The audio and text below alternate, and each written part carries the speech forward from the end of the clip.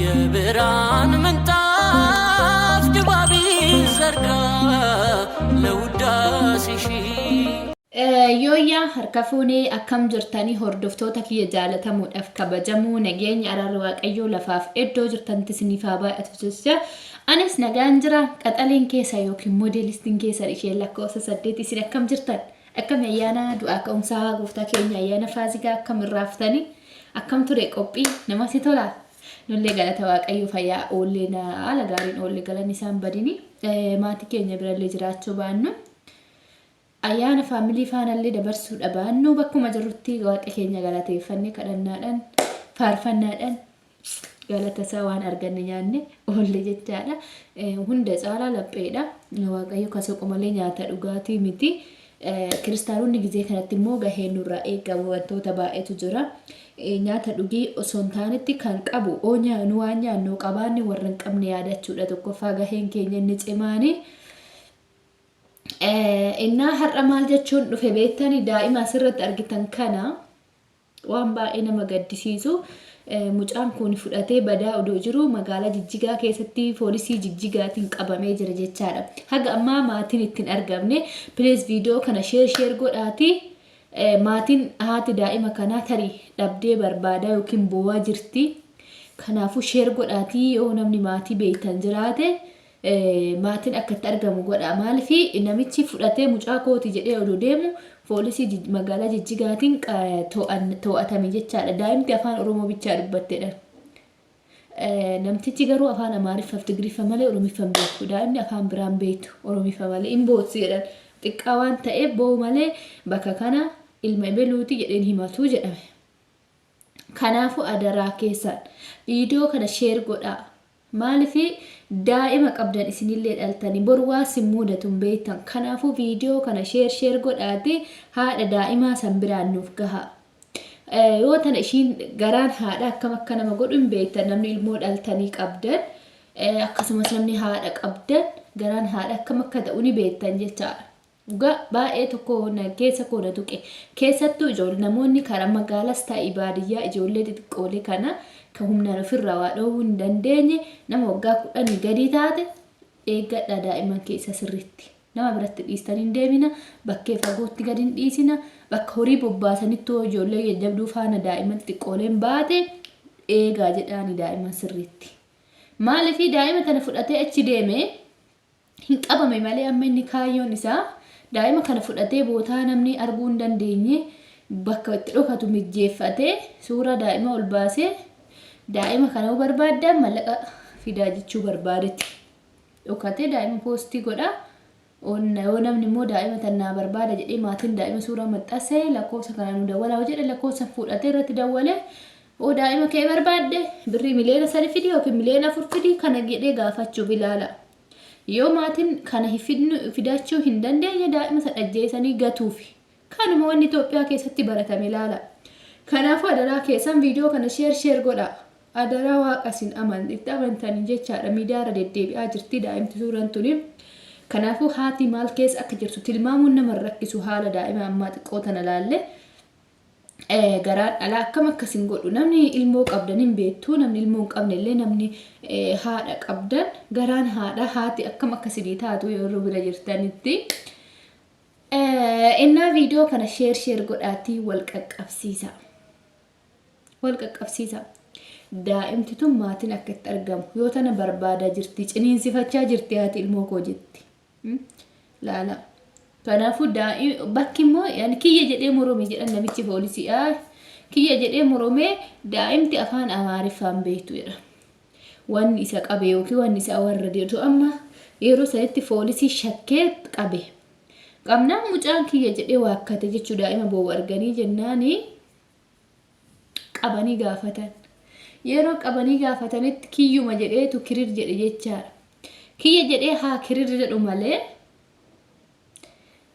daa'imti bakki itti isa qabsiiste hin boossi boo'u bichaa jedhan daa'imti callisuu didee boo'ee maa boochista jedhanii gaafatanii daa'ima haadha bira dhaquuf boo'a jedhan afaan tole kaza qabamee daa'ima kiyya jedhee poolis xaabiyaatti qalam godhamee namichi amma harka poolisii jira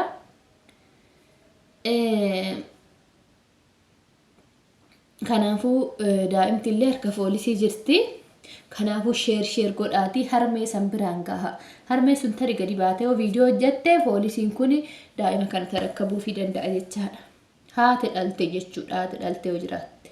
Malee namni biraan harmeedha jedhee ammallee birrii ittiin shaqqalatu daa'ima isa fuudhuun sirrii miti. Viidiyoo kana sheer godhaatii haadha san biraan gaha adaraa keessaan. Maaliif daa'imti tuni hootan isaan barbaada jiran tarii bineensaan nyaata jedhu tarii namatu nu jala aggate jedhu waqqa waan yeroo ammaa kana immoo inni baratame aggataadha biyya keenyatti daa'imman qabanii mallaqa guddaa gaafatu kanuma inni beekamu kanuma jedhu tarii yoom nu dawwaluu laata daa'imni beekee lakkoofsa maatiin kennatu akkam godhu laata jedhan yoo tana cinqamaa jiru maatiin. Inna daa'ima kana sheer godhaati rabbiitti amantanii siin qabnee jirra sheer godhaati maatii biraan gaha. Namtichi hadallee kana daa'imti illee tana ma poolisii harka jirti daa'imti. Sheer godha haadha biraan gaha. Harmeen yoo tana cinqamaa jirti kanaafuu dhaga'uu qabdi. Namni harmee san biraan geettanii harmee sun daa'ima ofiisitti dhuftee yoo gammadde guddaadha. Namni immoo daa'ima kana beekta yoo jiraate nama ollaa keessanillee yoo taate sheeritti godhaati maatiitti akka argamu godha. Kanaafuu wanni biraammoo kanan sinii dhaamu keessatti warri naannoo magaalaa jirtan daa'imman xixiqqoo eegaa sirriitti. Akkuma gibbiidhaan ala baateen taphanne daa'ima waggaa 18 ol yoo ta'e malee waan waggaa 18 gadi jirtu akka ala keessa deemteen taphanne. Hin eeyyaminaa fi dhugaa tole hin jedhina baqa. Waan waggaa 18 ol yoo taate malee sanii gadi hin eeyyaminaa akka taphattu. Maaliif kinoo hattuun akkana kati daa'ima hatanii deemanii ni birrii gaafatu. Yoo warri birriin kafalee daa'imatti ajjeesanii kalee keessa baasanii gurguratu. Kanuma biyya keenyatti kan baratame wanni kanuma.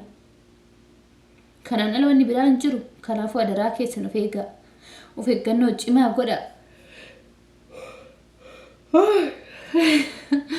Inna daa'ima namni qabdan keessattuu daa'imman keessan guddisa tolcha. Keessattuu ijoolleen biyya namaa jirtan daa'ima nama maddii godhattanii jirtan daa'ima keessan ta'u nama saniif mallaqallee maafi rakkee buleetti kentaan daa'ima keessan seeran akkasii eedu mallaqallee ta'u kafaliif akka ijaa irraa buqqifanne jechaadha. Ijoolleen gola namaa jirtan daa'ima deessanii haadha keessan bira yookiin obboleetti keessan bira yookiin haadha abbaa manaa keessanii bira yookiin fira keessan bira namoota akkasii maddii warri kaawwattanii warri haadha hin qabneef nama firaa bira keessanii dhuftan jechaadha daa'ima keessan. Sirriitti akkasinii eeganiif mallaqallee ta'u kafalaafi. Dhugaa kafalaafi daa'imni teessan qaldii miti. Odoo daa'imni teessan badde daa'imti teessan aggatamte birriin isin kafaltan eessa akka dhaqu beekaa. Kana beekuu qabdan. Kana ta'uu baannaan daa'ima keessan akka dhabdan beekaa. Yeroo ammaa hattuun birrii malee dhala namaatiif cinqamuu dhiisteetti. Kanuma isiniin jenne waan bira maal jenne. Kanaafuu viidiyoo kana adaraa keessan sheer godha. Haadha daa'imaa san qaqqabsiisa. Maaliif yoo tana dhiphataa jirti, cinqamaa jirti, dhukkubsachaa jirti harmeessu. Walii haa yaadnu. Gaafa namni tokko waa ta'e bichaa wal faana bu'uu osoo waliif gadduu osoo hin taanetti gaaf lubbuun jiru waliif cinqamuutu dursa. Kanuma isiniin jedha. Viidiyoo kana sheer godhaatii biraan qaqqabsiisaa namni hunduu dhaga'uu qaba. Daa'imman keessan immoo xinqi godhaa eeggadhaa isiniin jenna waan nu dhaggeeffataniif galatooma. Viidiyoo biraatti hanga walitti deebinutti turtii gaarii. Warroonni chaanela kanaaf immoo haarawaa taatan odeeffannoo dabalataa akkasiin qaqqabuu fi chaanela kana saabskraayibii godhaa, laayikii, sheerii, koomentii yaada keessan nu barreessaa. Maal isiniin jedhani kanuma.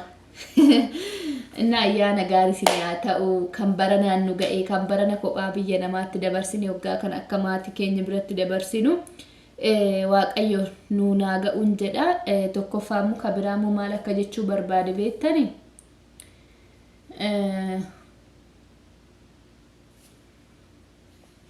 Maalan jechuu fi garuu na jalaa badii waan ta'e jedha jedhee yaade gizee yaadadhe isinitti hima.